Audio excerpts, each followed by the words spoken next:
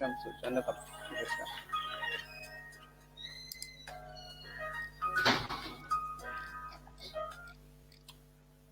Boa noite a todos. Meu nome é Simeão Machava e sejam todos bem-vindos ao nosso quarto Meetup Live. E hoje temos aqui um convidado especial, diretamente de Angola. Olá, Dilson. Olá. Olá, tudo bem, Dilson? Tá tudo tranquilo. Por aí? Tudo a posto? Tudo. Boa.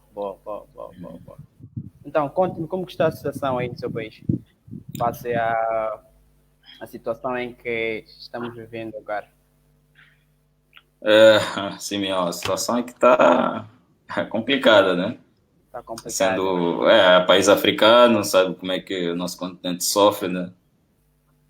Mas tirando isso, estamos a conseguir ajeitando-nos com as coisas e... Boa. Então, este é o nosso quarto Meetup Live da XTA Maputo. Então, a XTA Interaction Design Association Maputo é uma espécie de organização que conta com a ajuda de seus membros da disciplina de Design e Interação, onde o maior objetivo da XTA, a Interaction Design Association, é melhorar a condição humana cada vez mais desafiada por experiências pobres através do avanço de design de interação. Então, a XTA foi fundada em 2003 e hoje está em mais de 100 países e conta com mais de 200 comitês locais. Então, a XTA Maputo é um comitê local da XTA Global. Então, o capítulo da XTA Maputo tem o seu início em 2017, tendo seu primeiro meetup nos meados de 2017. E de lá até cá já tivemos a oportunidade de organizar meetups com speakers nacionais como internacionais, mas os nossos meetups eram presenciais. Então, sempre fiz isso. Esta é uma nova experiência para nós, os meetups live. E o objetivo da XTA Maputo é promover eventos que estimulem a produção de conhecimento, mostrar a importância dos processos de trabalho, para além da inserção de design de interação a nível regional. Então, um dos nossos maiores objetivos desses três é a própria inserção do design de interação a nível regional. Então, esta é uma breve apresentação que eu sempre deixo em relação à XTA, a XTA Global, Interaction Design Association Global e Interaction Design Association Maputo. Então, vamos para as perguntas da nossa entrevista de hoje. As energias, como estão as energias, Felipe? Tá tranquilo. Ok. Então, vamos começar com a primeira pergunta, que não quero se calar. Felipe, conta-nos. Como é que te tornaste designer e por que é que te tornaste designer? Como é que eu me tornei designer? E por quê? Na verdade, eu sempre gostei de desenhar quando era miúdo. Sempre gostei de desenhar, às vezes até passava mais tempo a desenhar em vez de fazer as tarefas da escola. Okay. E eu também tive uma grande influência do meu pai, que é arquiteto, e eu sempre via ele a desenhar na mesa dele. Eu gostava de ver as plantas que ele fazia e tal, achava o máximo. Só que na faculdade eu levei um caminho diferente, levei o caminho da ciência da computação, depois acabei trabalhando como front-end developer. Trabalhando nisso, eu estava isso aqui eu tenho que eu segui, então vamos ver como é que é. Só que eu sempre fiquei curioso, de onde vem o design que me entregam para poder produzir, para poder colocar. Então sempre ficava curioso o que se passa aqui, onde é que vem isso. E conheci um designer num lugar onde comecei a trabalhar e eu fiquei, isto é muito fixe. Ele me introduziu, me explicou como é que funcionavam as coisas, o valor que o design tem. E depois daí eu nunca mais voltei atrás. Nunca mais. Okay. Agora, já quantos anos como designer? Anos de experiência? Como designer, eu estou no meu 3º ano, cara, trabalhando como designer. Isso é incrível que pareça. Eu acho muito bom essa, porque eu vou trazer uma perspectiva do developer, porque já trabalhei como front-end developer 4 anos. Então, eu mais ou menos já tenho uma noção de como é que é para poder fazer a entrega de um design, o que é que mais ou menos as questões que um developer vai precisar. Isso me ajuda muito de ter uma visão assim sistêmica já. Boa, boa, boa. E as áreas em que estás, UI, UX, combinam muito com a área que tu vens, já vens da tua área, com a área que tu fizeste na faculdade. É Exato, exato. uma boa combinação. Ok. Nesses teus três, podemos juntar até os anos que trabalhaste como developer e os anos que já trabalhas como designer. Quais foram as maiores dificuldades por ti enfrentado? Como developer, acho que é uma toda outra história. Mas falando mais a parte de design, acho que a mesma dificuldade nesses anos, esses 2 anos, foi mostrar, na verdade, o valor do design. Vamos supor, em Angola, acho que não passa de 20 acho que 20 UI, UX design, ou product design, ou designers de interação. A maioria é graphic designer e esse tipo de coisa. Então, as empresas não têm não sabem o valor. Então, quando você chega a um lugar, você tem que fazer o melhor, você tem que dar. Então é isso, do jeito que nós trabalhamos, é assim, é isso que o design está aqui para resolver. E essa é uma das maiores dificuldades. A segunda é a parte que as pessoas pensam que o design digital, UI, UX, é só fazer interface. Exato. A gente pensa, não, é só fazer uma tela aí, calma, não é bem assim que as coisas funcionam. Eu tenho que explicar isso a todo momento, as pessoas que não sabem. Até é meio difícil explicar o que é que eu faço para as pessoas. Yeah. Sim. A terceira parte é que, como eu vim de um background de front-end development, eu não vim da parte de graphic designer, então eu tive tanto uma dificuldade para poder trabalhar com elementos gráficos, como ícones, ilustrações. Enfim, essa é uma parte que, quando tem uma interface com muita ilustração, coisa do gênero, eu falo, aqui eu vou transpirar um pouquinho. Mas no final tudo dá certo. No final, sim. Não é um bicho de 7 cabeças. Isso é o mais importante. Então, nesses 3 anos como designer, quais são os projetos por ti desenvolvidos? Quais são os projetos que tu mais te orgulhas e por quê? Okay. São, na verdade, 2 projetos. O primeiro foi quando eu comecei a aplicar o Design Thinking. Comecei a aplicar o processo de Design Thinking. E eu me senti, poxa, eu estou a fazer a coisa da melhor forma possível. E isso ainda trabalhava como front-end developer. Então eu tinha que conciliar as 2 coisas. E foi para um app de, mais ou menos como fosse uma carteira de seguros. Okay. Reunia várias seguradoras e tu tinhas o cadastro as tuas contas e tu tinhas o agregado de todas. Podias gerir todos eles e sem ter problema. E eu me orgulho muito porque eu consegui trabalhar na parte de definição do problema, de fazer a pesquisa, okay, de criar personas, e trabalhar toda a parte de prototipagem e depois fazer testes. E como era muito um ano antes na área, então fico muito feliz. Acho que é algo que até hoje eu vou sempre pensar, ok, foi muito bom. Infelizmente o projeto não foi para o ar, não chegou a ser lançado o aplicativo, mas até hoje eu levo muito em consideração o esforço que eu fiz e o resultado que eu alcancei. O segundo foi esse é o mais recente que ainda estou a trabalhar nesse momento.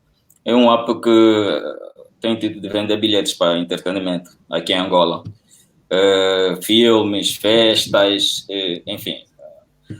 E como é um app que teve uma visibilidade, nós fizemos um evento e é um app que eu trabalhei com um time grande.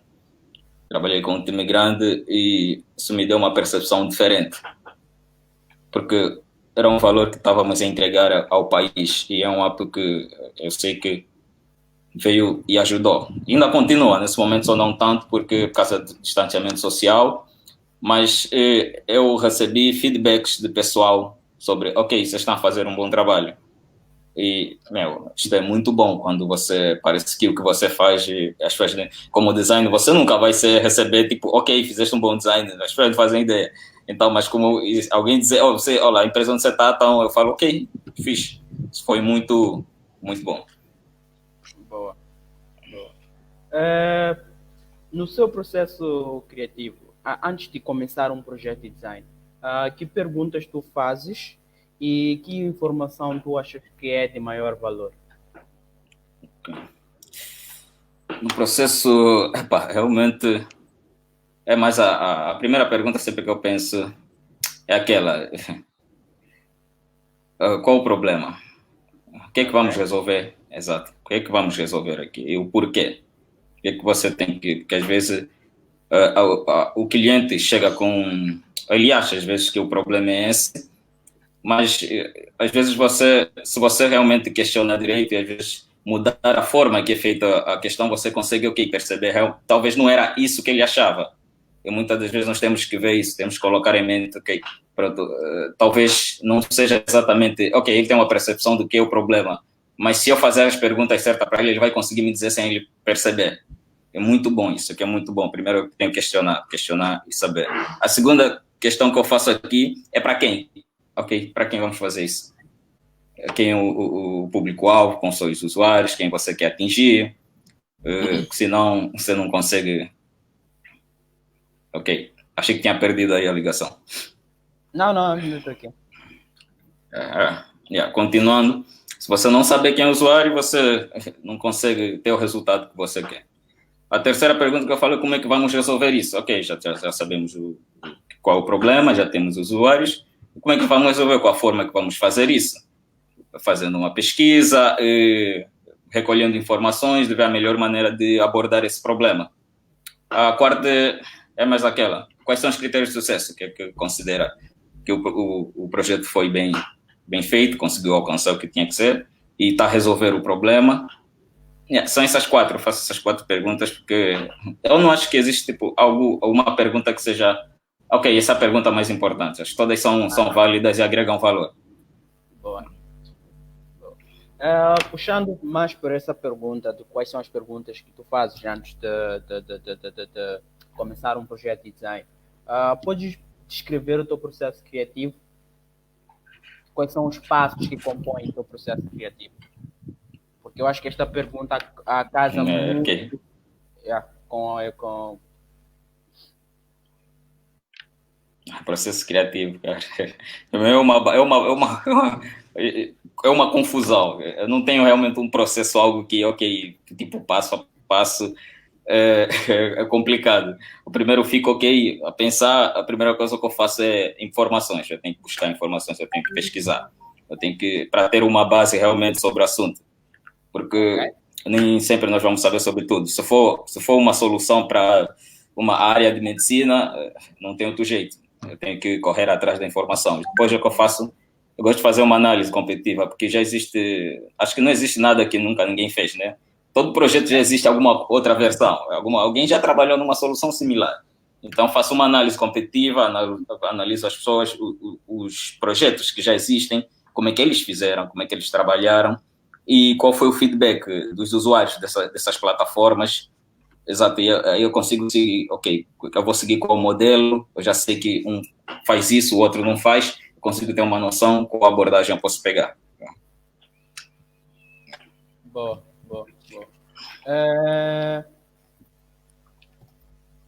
Como criativos, designers, onde buscar inspiração? Buscar inspiração. Eu não vou falar dribble porque o dribble engana muita gente. Muita gente acha que tudo que está lá, tudo que está bonitinho aí é realmente funcional.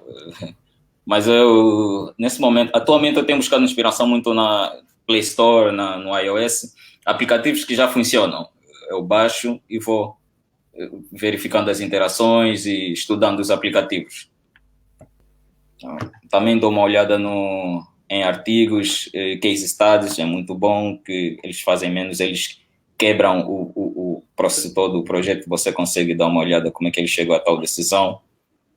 Tem também um site que é o Award, não sei se já ouviste falar, E ele Não, não. também nunca tens que dar uma olhada. Eles fazem mais ou menos uma premiação de aplicações ou websites que mais ou menos tiveram, foram muito bem feitos e eles premiam os melhores. Aí você consegue ter uma noção, ok, o que é que tem de bom, quais são as melhores coisas que eu posso seguir, as melhores, como é que eu posso dizer, as melhores, esqueci até o adjetivo, mas posso seguir as melhores formas de chegar ao resultado. Ok. Ok. Como é que o Dilson se mantém organizado quando recebe várias informações? Vários arquivos, várias ideias relativas a um produto ou serviço? Eu procuro sempre separar as informações. Se for arquivos, eu vou analisar arquivos, separar por ordem de importância. Se for as anotações, é do mesmo jeito.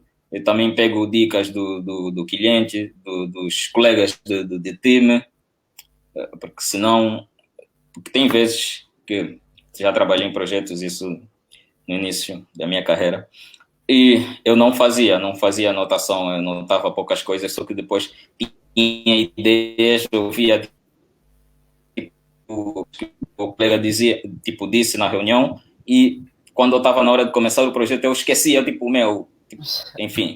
Hoje em dia eu faço mais ou menos um histórico de tudo. Todo projeto que eu fazer eu tenho um histórico, eu registro todo o meu pensamento, o porquê que eu cheguei a essa conclusão, porque no final eu consigo ter uma noção realmente de como é que foi o projeto. E essa é a melhor forma de onde ter buscar informações e separar as coisas. Ok. Puxando mais para esta pergunta de como organizar, como que organiza as informações quando recebes em grandes volumes. Como é que conte-me de uma experiência em que teve que se manter organizado. Conte-me uma experiência em que tinha várias tasks ou várias tasks por entregar e como é que correu esta experiência? Como é que foi? Só pode começar, eu vou começar até da última, como é que foi? Foi complicado. Foi difícil, eu tive que trabalhar uns finais de semana. Isso também foi quando porque eu até deixei de trabalhar como front-end developer e UI UX designer, porque é muito trabalho. E pelo menos eu acho que eu prefiro me focar em uma coisa. Então eu tinha que fazer os dois. Eu tinha que fazer os dois no projeto e eu não tinha tanto tempo. Não tinha tanto tempo. Eu tive que priorizar as tarefas, qual era a funcionalidade mais importante, que era essencial para o projeto pelo menos está no ar. E depois daí eu tive que ver, ok, qual é que leva mais tempo, o nível de importância e tempo, aí para poder completar elas. Obviamente eu tive que ir nos finais de semana para poder entregar a tempo, senão não tinha outro jeito. Ok. Então, achas essa uma boa prática? Não tem. Acho que não tem prática melhor do que essa, porque mesmo em projetos que você tiver tempo, você sempre vai organizar por nível de importância e qual mais tempo vai levar. Tu tens que entregar as coisas realmente que têm mais peso no projeto e depois pegar as coisas que não tem, porque o cliente também ele vai ver que você fez um trabalho que tem uma consistência. Se você entregar as coisas realmente mais importantes, se for detalhes mínimos e você tiver um atraso, o cliente até ainda, ok, consegue entender algum detalhe mínimo. Ok. Atendendo considerando que normalmente os designers não se têm um tique de não se dar por convencidos ou por não se dar por satisfeitos com os projetos por eles feitos. Querem sempre mais. Para ti, Tilson, quando é que consideras que um design está completo? Design completo, principalmente em produtos digitais, tem sempre uma iteração, tem sempre, depois de tu lançares o projeto no ar, tu tens sempre que coletar dados, tu tens que melhorar a experiência, é complicado garantir isso, que o projeto está ok, está entregue. Tá. A única coisa que posso dizer Não, eu não diria completo, no caso. Eu diria entregue consoante o que foi pedido. Eu acho que sim. Nesse caso seria, ok, entregar as tarefas, o que o cliente pediu, entregar no Ok? tempo que foi, exato. Aí sim, mas nunca, acho que aconselharia alguém dizer que tá completo, porque tem projetos que eu trabalhei e 6 meses depois eu tive que voltar a pegar o projeto. Ok, não estava completo. Ok, terminei aquela etapa, mas tinha outras e depois eu voltei a pegar e voltei a mudar coisas que eu já tinha feito consoante as análises dos usuários que eu recebi, os dados e yeah, acho que completo é uma palavra muito forte a parte de design. Se fosse design gráfico, eu entenderia. O design Ok. gráfico, a coisa exata, é muito mais. Ok. Eh, Ao criar um projeto de design, o que colocar em questão? A cultura ou as tendências? Criar um projeto.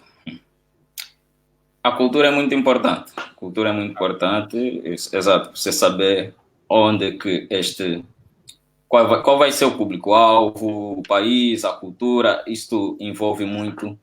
E eu acho que é mais importante do que mais importante que a tendência, porque a tendência pode variar, tendência pode variar, mas nunca excluo a tendência, eu sempre procuro como é que eu vou adaptar essa tendência a essa cultura. Ok? Eu sempre procuro, se a tendência, se tiver a possibilidade de adaptar essa tendência e conseguir colocar ela com a cultura, eu posso melhorar.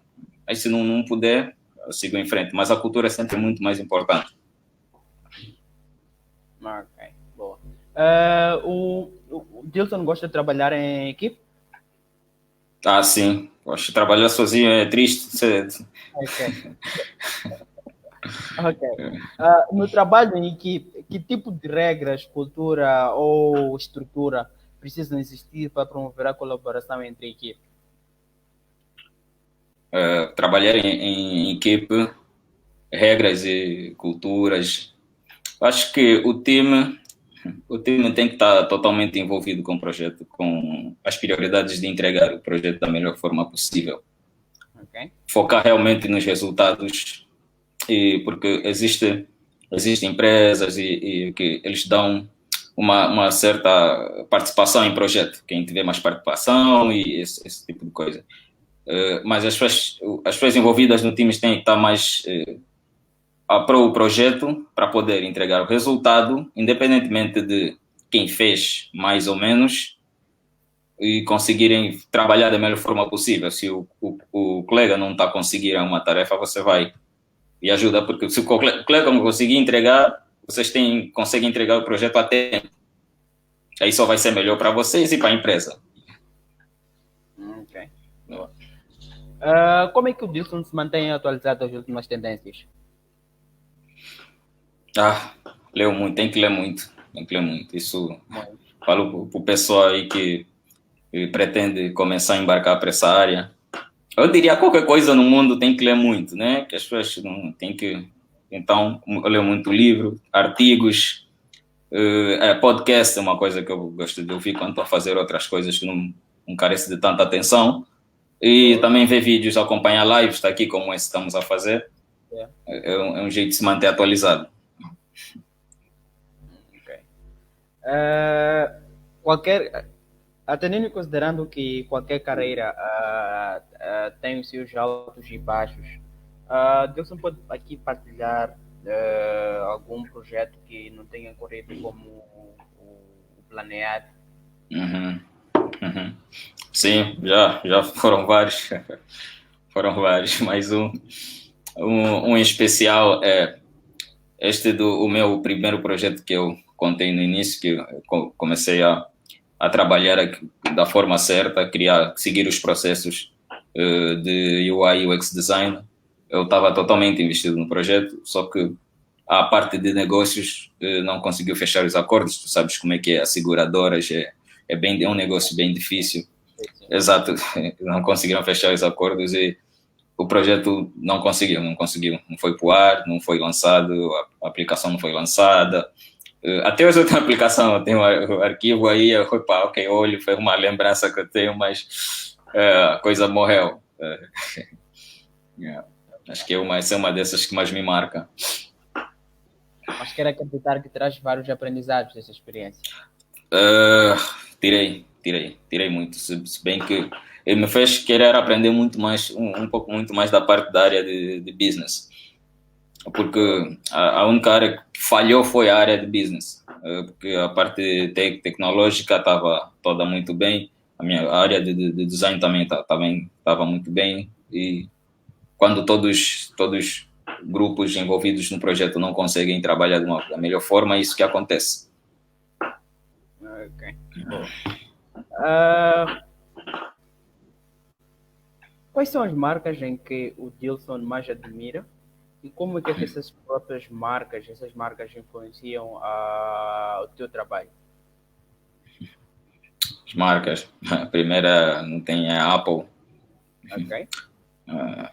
Acho que é uma marca que acho que muita gente admira.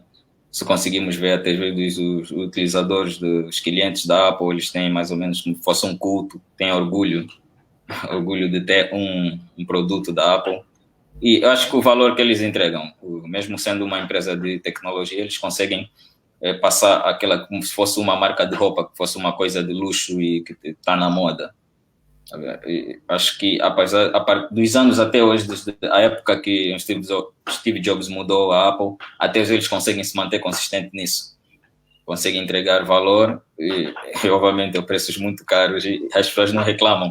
As pessoas acham que, ok, tá bom, isso é a Apple e vale a pena. Pago por isso. Exato. E também o Spotify.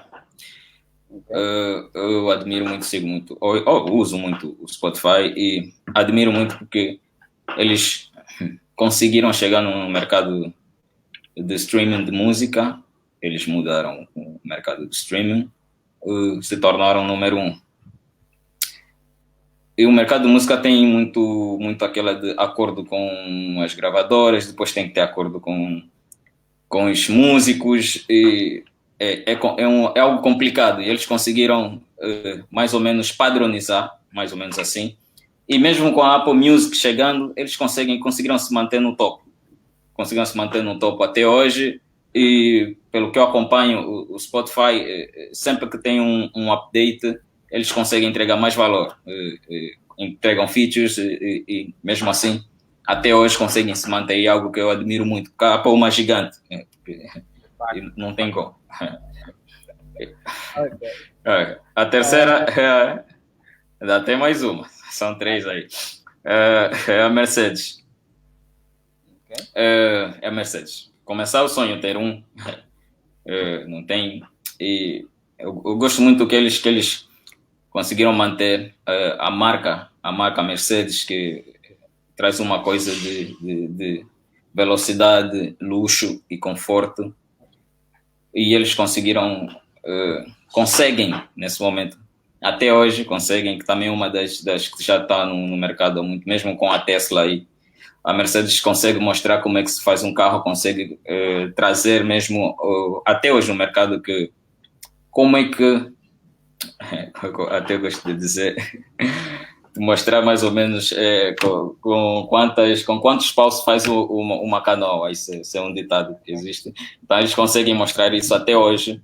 E eu admiro muito a Mercedes, do jeito que o time de marketing deles, o design dos carros é algo que só dá para, às vezes, só sentar e apreciar mesmo. Ok. Como é que o Dilson cumpre prazos difíceis? Pode contar-me sobre uma ocasião em que você realizou um excelente trabalho sob pressão? Sim. Esse foi um projeto que eu tinha que trabalhar num site de uma academia de artes marciais. E o prazo, eu tinha que criar o design, criar a usabilidade, os processos todos e também construir o site. Construir o site foi uma fase muito estressante da minha vida. Cheguei a ficar cheguei a dormir no trabalho, passar a noite no trabalho, acredito. Acho que por isso que eu deixei de ser desenvolvedor. É uma vida muito sofrida. Enfim, consegui, porque o prazo que me deram não foi curto, e trabalhei nesse projeto que eu não tinha tanta experiência e eu não tinha a proficiência que eu tenho agora no design. Não tinha. Então, eu tive mais ou menos etapas que eu tinha que entregar, fazer a apresentação do que me foi pedido, fazer a apresentação do design. E nas apresentações, muitas das vezes era rejeitada. Ok, tá bom, aqui não é assim que devíamos seguir esse caminho, não é? E é frustrante, não é frustrante, é só para quem é design tem uma ideia frustrante. Enfim, consegui realmente perceber o que é que eles estavam a pedir, o que é que o cliente queria. Trabalhei nisso afinco, virei noite, não recomendo a ninguém, poxa, emagreci, perdi peso e consegui entregar pedindo, obviamente, ajuda aos meus colegas da maior forma possível, consegui entregar o projeto na manhã, à madrugada, né? Na manhã da noite que eu tinha passado. Eu levantei da mesa, acho que eu e um colega no escritório, levantei da mesa e eu comemorei. Ele não entendeu nada, mas foi complicado. É muito bom, olha. É muito bom quando você dá o teu esforço máximo em algo e você consegue ver as pessoas a usarem. Você se sente orgulhoso, você consegue ouvir, bom, ok, as pessoas já estão a usar, tá, e vale a pena, certos sacrifícios. Ok. Ligando mais para essa pergunta, na última parte, a última parte que mencionaste, que a parte de é muito feliz ver as pessoas a usarem os produtos por ti feitos e so on. Gostaria de saber como é que o Dilson, neste caso, mede o sucesso dos seus projetos, de design. Eu meço o sucesso dos meus projetos, dos projetos onde eu colaboro e contribuo, com o feedback do cliente. E o que é que os usuários estão a dizer sobre o produto. Que não tem uma forma melhor de receber esse feedback. Uma outra também é trabalhar com dados, ver sim, estatísticas as análises do produto, consegue ver acessos e aí tu consegues dar ter uma ideia de mais ou menos ok, o produto foi bom para funcionar. E também dos meus gerentes de projeto. A primeira coisa que eu faço quando tem o produto já lançou, está no ar, e depois eu começo a trabalhar em outro projeto, depois eu sempre pergunto, e aí, como é que foi, como é que está, qual é o feedback do cliente, o que é que se passa, eu sempre tenho que ouvir, ok, foi fixe, conseguimos entregar, tá aí, o pessoal está a usar, acho que essa é a melhor forma, tem que saber do cliente, tem que saber de quem usa, dos usuários, e medir, tu tens que saber acesso, se as pessoas estão mesmo a usar, essa é a melhor coisa. Eu gosto muito ultimamente eu tenho trabalhado mais com design para aplicativos, então eu gosto de ir para a Store, para saber, ouvir os reviews, ler os reviews, desculpa, e interagir com o pessoal para ter uma ideia. Isso é muito bom para pegar feedback e numa outra iteração do produto melhorar também. Boa. Digamos que alguém diga para o Dilson criar algo sem nenhum contexto. O que é que o Dilson faz em situações destas? Criar algo sem contexto. Eu sempre tento trazer a maior parte da informação. O que é que ele tiver que me dizer na hora, eu vou tentar pegar as maiores informações possíveis na hora. E uma coisa que eu digo, pesquisa. Acho que você não consegue fazer um trabalho realmente em condições se você não pesquisar. Eu faço, tenho que pesquisar muito sobre a coisa, sobre o assunto, para eu poder, ok, ter uma ideia do que ele realmente quer, já que ele não deu nenhum contexto. Acho que isso é uma coisa que tem que trabalhar. Sem contexto não tem outra coisa a fazer. Você tem que pesquisar, tem que realmente procurar saber melhor do que ele quer. Ok. Qual é o watermark, ou em tradução livre, a marca de água do design em Angola?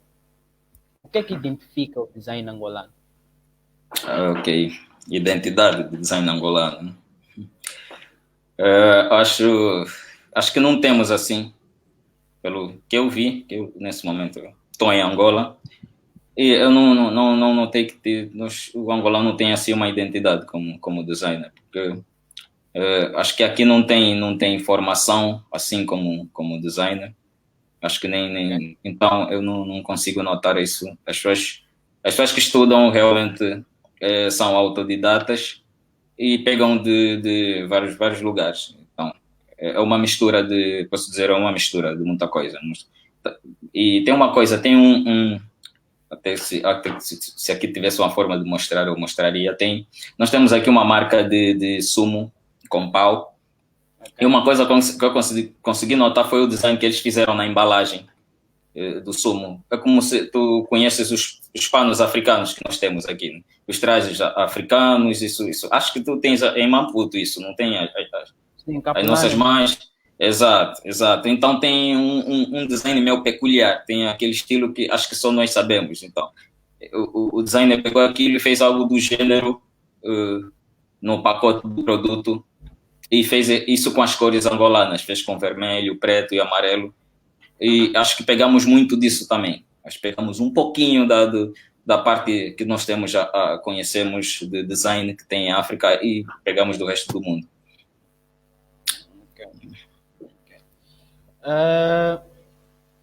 Sabe que realizamos um projeto para um cliente específico, esperamos que uma resposta por esse cliente. E nesta resposta vem se o projeto foi aprovado, ou se o projeto não foi aprovado, vem com um feedback. Então, eu gostaria de saber como é que o Dilson lida com o feedback. Como receber o feedback. Exato, feedback. Tive uns problemas com isso já. Eu tinha um problema de quando eu recebia o feedback, eu levava muito pessoalmente. Exato, isso. E depois eu estava a ler, uma vez eu estava a ler um artigo que eu dizia, você não é o teu trabalho, você não é o que você faz, entendeu? E é uma coisa que isso me fez perceber e separar. E quando eu entrego algo, eu apresento um design, eu sempre procuro ser imparcial. É um produto que eu ajudei a fazer, mas ajudei a fazer para outras pessoas. Porque o designer não é artista, então não posso, isso não é arte. Ajudei a fazer com os requisitos, mas foi para certo tipo de pessoa para poder atender essas pessoas. E eu não, agora já não levo pessoal, eu consigo separar e também temos que saber o tipo de feedback. Que se for um feedback realmente que tem consistência, que vai te ajudar, eu vou levar em consideração. Mas é sempre muito bom ouvir. Você pode querer descartar, mas é sempre bom ouvir o que as pessoas têm a dizer. Tem uma vez alguém disse para mim, num review de um design que eu estava a fazer, ok, estava a pegar opiniões, a pessoa disse, não gostei muito das cores.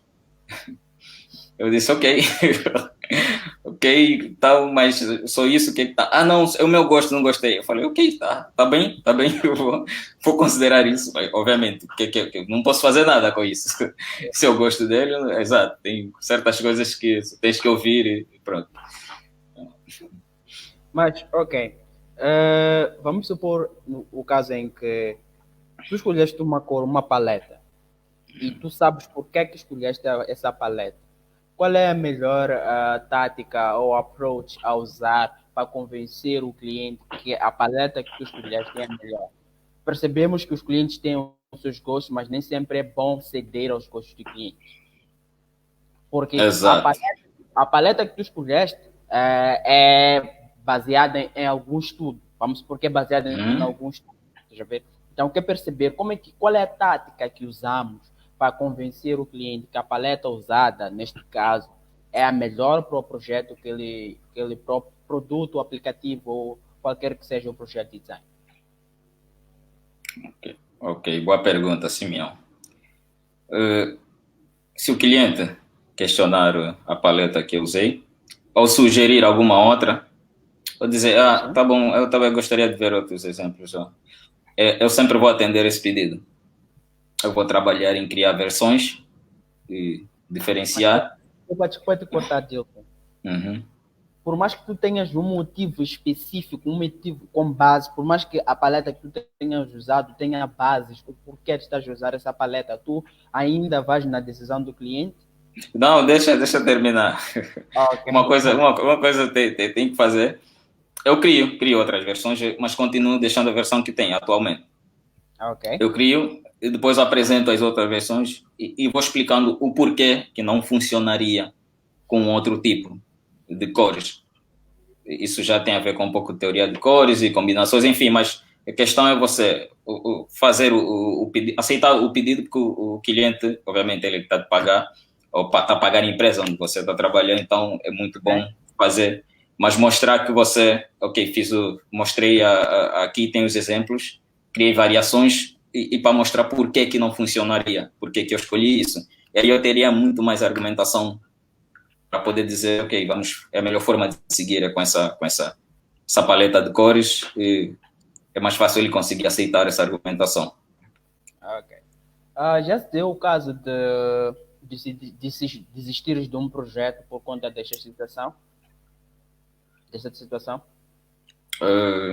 Não. Até hoje consegui contornar, porque não é muito bom querer debater com o cliente, querer discutir ideias, então eu sempre consegui até hoje. Ok. Ok. Uh, ainda Ok. Okay. Vamos supor que estivesse uma situação em que o próprio cliente não vai de acordo com os teus princípios, mas é um trabalho em que compromete a empresa. É um projeto muito importante para a empresa. Ok. Preferes, nesta situação, deixas o teu ego de lado e terminas o projeto, ou se o cliente continua a ultrapassar os teus princípios, tu desistes do projeto e sem nenhuma.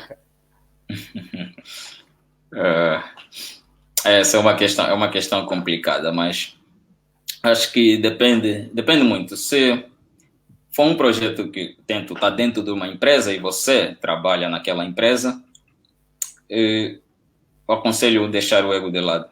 Aconselho deixar o ego de lado e trabalhar e entregar o projeto da melhor forma possível. Okay. Mas se for um projeto que tu estás a trabalhar como freelance, tu tens total liberdade de aceitar ou negar o que você quiser. Aí depende, mas uma coisa que eu digo, o ego não é muito bom na carreira, não é? Então é muito bom sempre ser mais humilde. Ok. Bom. Puxando mais para o lado, ainda na linha dos clientes, que qualidade o design procura num cliente? O cliente, quando vem com um projeto, que é a primeira coisa que eu noto, porque eu reparo se a pessoa é apaixonada pelo projeto ou pelo o problema que ele quer resolver. Okay. Isso é muito importante, porque aí você vai medir o grau de interesse do cliente saber mais sobre o projeto ao decorrer. A segunda é essa, é feedback, é o retorno do cliente quando entregas uma etapa e quanto tempo ele leva para ele poder responder, quantas vezes ele está sempre pela semana a perguntar sobre o projeto. Isso é algo muito, muito importante. São duas coisas que eu considero importante no cliente. Ok. Passamos para a última pergunta. Antes de passar para a última pergunta, gostaria de dizer às pessoas que estão a assistir neste momento a live para que deixem as vossas dúvidas nos comentários. Então, Depois desta pergunta, nós passamos para as dúvidas que forem ser partilhadas. Ok? Então, quais são os projetos de design que você mais admira e por quê? Os projetos de design. Eu sou um usuário do macOS da Apple e admiro muito o macOS como um sistema operacional. Admiro muito. Eu passo uma experiência de tudo funciona dentro desse ecossistema. É difícil, das vezes que usei, eu tive uma má experiência. Eu já usei Linux, já usei Windows, nunca mais volto a usar essas coisas, tenho umas memórias horríveis.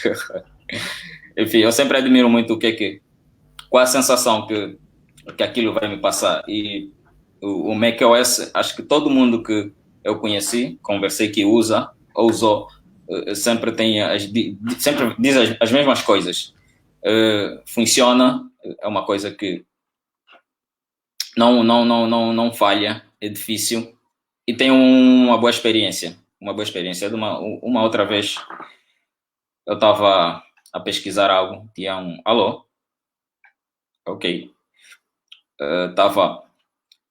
Queria ler um livro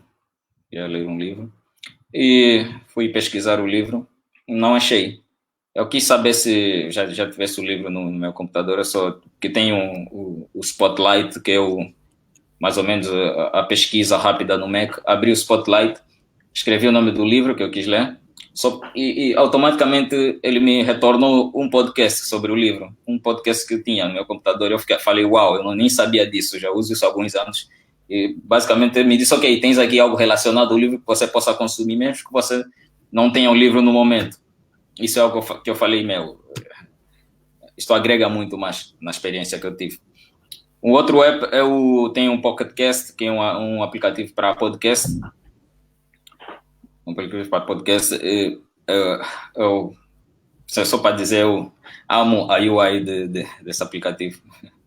É algo que funciona, é algo que é minimalista, não é intrusiva, e eu uso já há uns 6 anos esse aplicativo. E como sempre nos updates, eles ouvem os feedbacks dos usuários, melhoram sempre. E é muito fácil de usar. Isto é algo que qualquer usuário admira. E o Google Fotos, não sei se tu usas já ouviste falar do Google Fotos? Não, que tem no Android. Né? Isso também é uma outra coisa que funciona. Não tem... Tu coloca as fotos, faz o upload e tem uma boa interface, uma boa experiência. E é uma coisa que, quando eu recomendei o Google Fotos para outras pessoas, eu não tive que voltar para a pessoa me perguntar como é que eu faço isso ou aquilo. As pessoas já sabem o que fazer. Ok, ela entra no aplicativo e o onboarding do aplicativo, a introdução do aplicativo é muito fácil. A pessoa consegue usar a partir do momento que ela consegue baixar na hora. Isso eu admiro muito nessas coisas, é muito importante. Boa. Então, vejo aqui que não temos nenhuma dúvida. Então, eu gostaria de deixar a última pergunta. Já tinha dito que aquela era a última pergunta, mas gostaria de deixar esta última pergunta. Quais são as dicas que tu darias a um iniciante na área de design? Ok. Para quem tá a começar ou quer começar? Sim. Não existe mais ou menos, seria assim, um caminho a seguir. A pessoa pode começar só como na parte de UI ou só começar com UX, mas eu recomendo curiosidade, tem que ser muito curioso. Tem que ler muito. E no início, pelo menos comigo, no início eu copiava muito a interface das pessoas. Eu tinha que copiar para poder ter a memória muscular e para poder conseguir já ter internalizado visualmente como é que funciona encaixar certas coisas visualmente, eu copiei muito. Faça isso. É difícil quando você começa a querer criar algo do zero. Vai por mim, é horrível, eu já fiz isso. Tem coisas que eu olho hoje eu olho certos designs que eu já fiz, eu fico com vergonha de olhar, porque é horrível. Enfim, copie muito, copie. E estude, tem que estudar teoria, lê muito artigo, e faça curso se puder, tiver a possibilidade de fazer cursos, faça. Existe agora, né, principalmente nesse momento do coronavírus, tem muito live, muitos designers estão a fazer lives e grátis, coisa grátis que você vai conseguir ver e aprender com quem tem muito mais experiência. E não desista.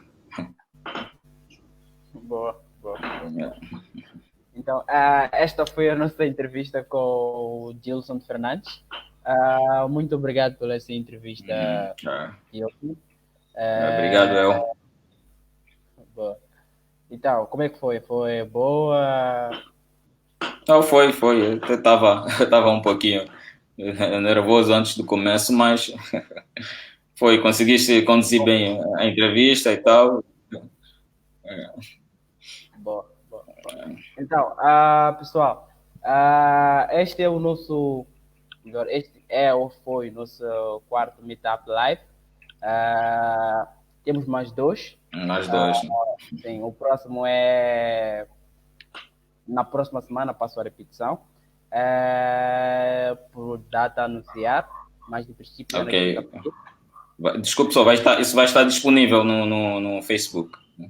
Sim, vai estar disponível no Facebook. Okay. Então, o próximo é com na próxima semana, como já dizia, e com dois dos speakers que ainda faltam do nosso rol de convidados.